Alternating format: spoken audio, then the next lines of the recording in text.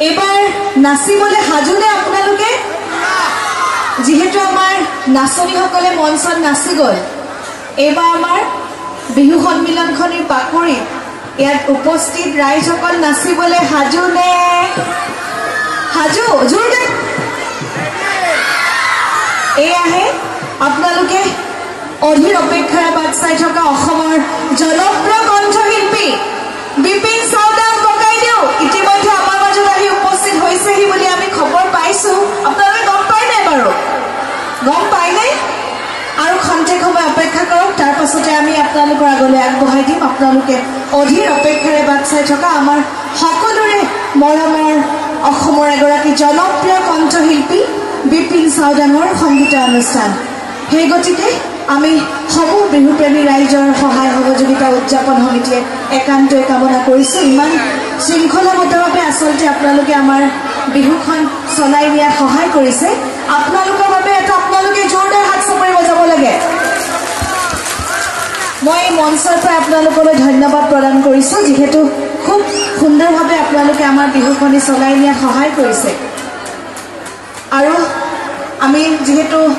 আমাৰ এই সন্মিলনখনৰ একেবাৰে অন্তিম পৰ্যায়ত আহি উপনীত হৈছোহি সেই গতিকে আপোনালোকৰ সহায় সহযোগিতা আমি শেষলৈ কামনা কৰিছোঁ লগতে আমাৰ সন্মানীয় বিচাৰক মণ্ডলীকো মই এই মঞ্চৰ পৰাই ধন্যবাদ জ্ঞাপন কৰিছোঁ ইমান সময়ে তেওঁলোকে আমাৰ প্ৰতিযোগিতা চলাই নিয়াত উদযাপন সমিতিক বিশেষভাৱে সহায় কৰিলে মই সন্মানীয় বিচাৰক মণ্ডলীকো এই মঞ্চৰ পৰাই উদযাপন সমিতিৰ হৈ আন্তৰিক ধন্যবাদ তথা কৃতজ্ঞতা জ্ঞাপন কৰিছোঁ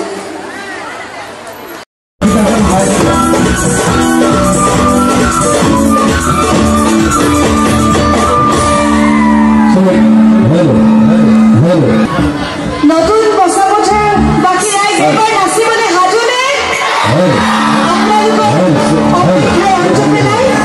মই মঞ্চলৈ আমন্ত্ৰণ জনাইছোঁ অসমৰ জনপ্ৰিয় কণ্ঠশিল্পী আমাৰ আটাইৰে মৰমৰ বিপিন চাওডাঙক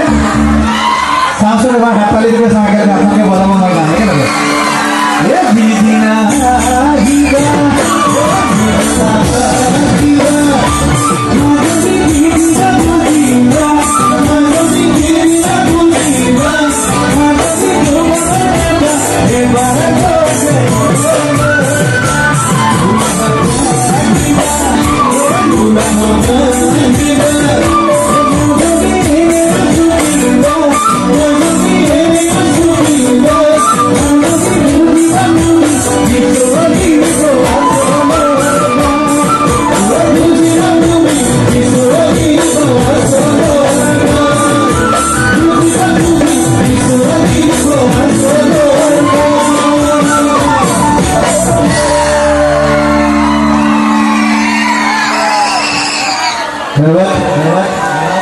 পৰম শ্ৰদ্ধাৰ আজি নতুন